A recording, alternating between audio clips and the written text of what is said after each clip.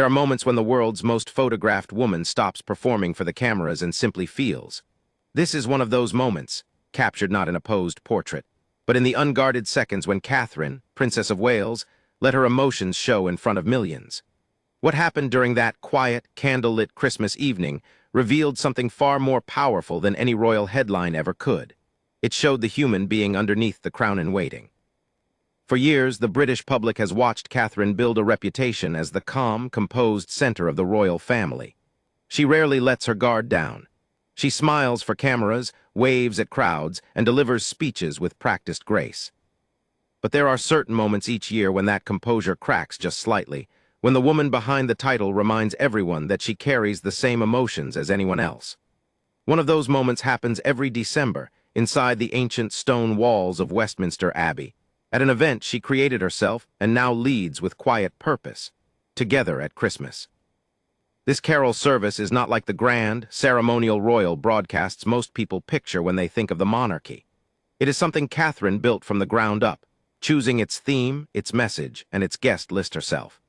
The service exists to honor ordinary people, nurses, volunteers, community organizers, and everyday citizens who quietly hold their neighborhoods together. It is Catherine's answer to a royal family that can sometimes feel distant from real life. And every year, she stands at the heart of it, holding a candle, surrounded by her husband and children, watching people she has personally chosen be celebrated for their kindness. But the year that stands out most is the one that came just months after Catherine finished a punishing course of chemotherapy. Her cancer diagnosis in early 2024 had stunned the world. The Princess of Wales, a woman known for her poise and privacy, had chosen to speak directly to the public through a deeply personal video message, describing the shock of her diagnosis and the difficult road of treatment that followed. She spoke about protecting her children, about needing time to process what was happening to her body, and about the strength it took just to get through each day. For a woman who had spent over a decade carefully controlling her public image, this level of vulnerability was almost unprecedented. So when December arrived that year and Catherine walked into Westminster Abbey for her Christmas carol service, everything about the moment carried extra weight. She had completed her chemotherapy just a few months earlier, in September. She was still finding her footing, still adjusting to a new sense of what her body and her life could handle. And there she was again, doing the thing she loved most, standing in a room full of ordinary heroes, surrounded by candlelight, ready to lead a celebration of love and togetherness. William stood beside her, dressed formally in a dark suit with a deep red tie, their children close by. George, tall and serious in his own small suit, stood near his father. Charlotte, elegant in a red coat with a black bow at her neck, held her candle carefully. Louis, still young enough to fidget slightly, stayed close to his mother's side. The entire family stood together in the historic abbey, its stone columns rising into shadow above them, its windows glowing faintly with December light. As the choir's voices rose and the readings began, cameras caught something the palace could not stage or plan. Catherine's face, lit by candlelight, visibly emotional. Her eyes glistened. Her composure, usually so carefully maintained, softened into something rawer and more real. She did not try to hide it. She let the moment move through her, the same way it seemed to move through everyone else in that room who understood what she had been through that year. It wasn't dramatic. There was no collapse, no breakdown, nothing designed for attention. It was simply a woman who had faced a life-threatening illness, who had fought through the hardest year of her adult life, standing in a place she loved, doing work she believed in, allowing herself, just for a moment, to feel the full weight of gratitude and relief. For millions watching at home, it was one of the most human things they had ever seen from a royal. This is the paradox of Catherine's public life. She occupies one of the most scrutinized positions on earth, yet in that scrutiny, audiences have found themselves drawn not to her perfection, but to her honesty. When she cried in Westminster Abbey, people didn't see a princess failing to control her emotions. They saw a mother, a cancer survivor, a woman who had been quietly terrified for her family and herself, finally letting some of that fear and relief out into the open, if only for a few seconds. William's role in these moments has quietly evolved as well. Those close to the royal household have described how the illness changed him, how he became more protective, more present, more willing to step back from certain duties to be there for his wife and children during her treatment. During public engagement since her diagnosis, observers have noticed small, telling gestures. a hand resting briefly on her arm, a glance to check how she's doing, an adjustment of his own schedule to match her pace. At one hospital visit, when a cancer patient described the long hours of treatment, Catherine responded with simple, direct empathy. "I know," she said, and reached out to touch her husband's arm. "We know," she repeated.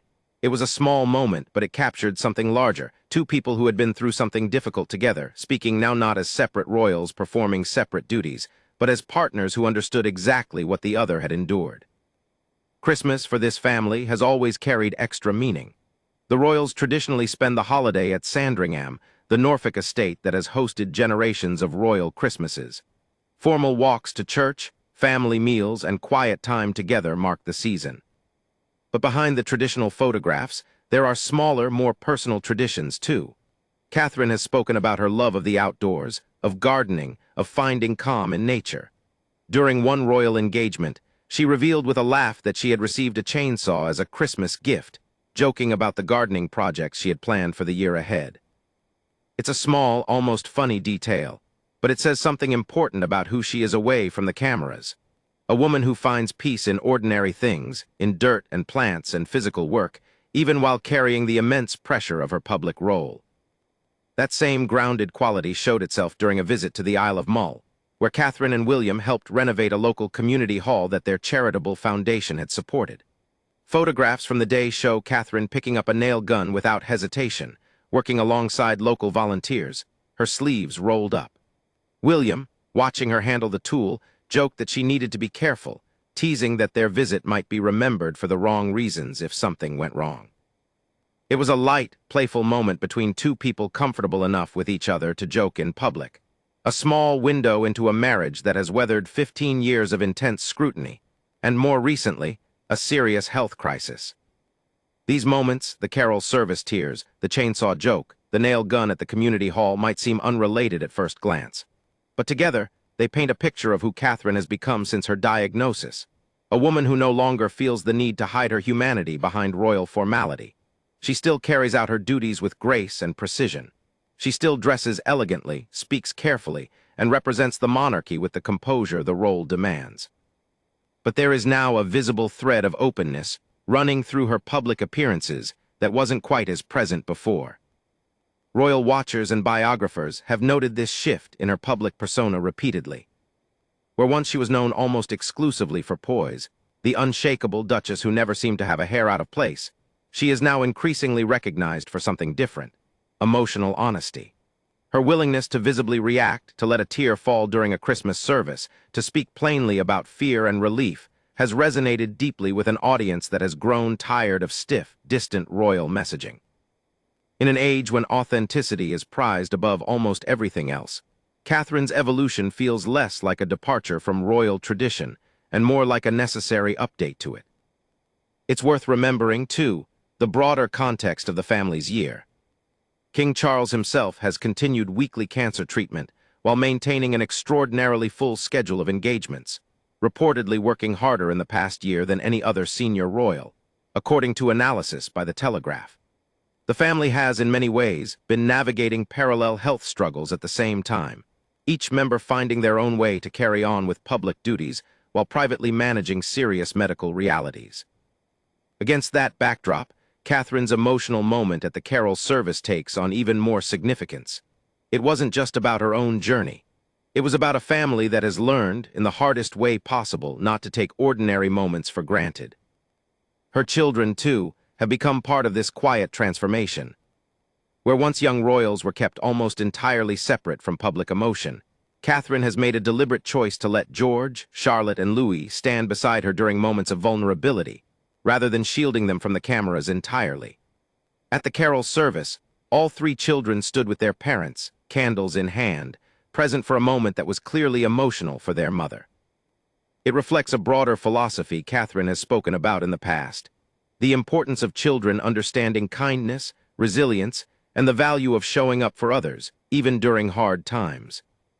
By the time the final carol faded into the stone silence of Westminster Abbey that evening, and the congregation began filing out into the cold December air, the images had already begun spreading around the world. News outlets picked up the photographs within hours.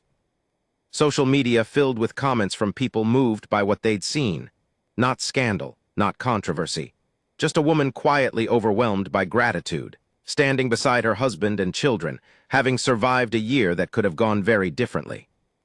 For a royal family that has weathered intense public pressure, changing public opinion about the monarchy's relevance, and now serious personal health battles, moments like these carry outsized importance. They remind the public why so many people still feel a connection to this family, even amid growing skepticism about the institution itself. It isn't the grandeur of the crown that draws people in anymore. It's moments like this one, real, unscripted, deeply human, that remind millions of viewers around the world that behind the titles and the traditions, there are people who have loved, feared, hoped, and endured, just like everyone watching from home. Catherine's journey from private illness to public healing has become, in many ways, one of the defining royal stories of the decade. Not because of scandal or controversy, but because of its raw honesty.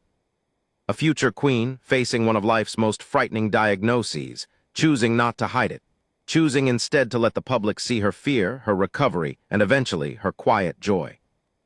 That Christmas evening in Westminster Abbey, candlelight flickering against ancient stone, her family close beside her, was simply one more chapter in that story. A small, glowing reminder that even those born into extraordinary lives are, in the end, still just people, trying to hold on to hope, love, and each other through whatever comes next.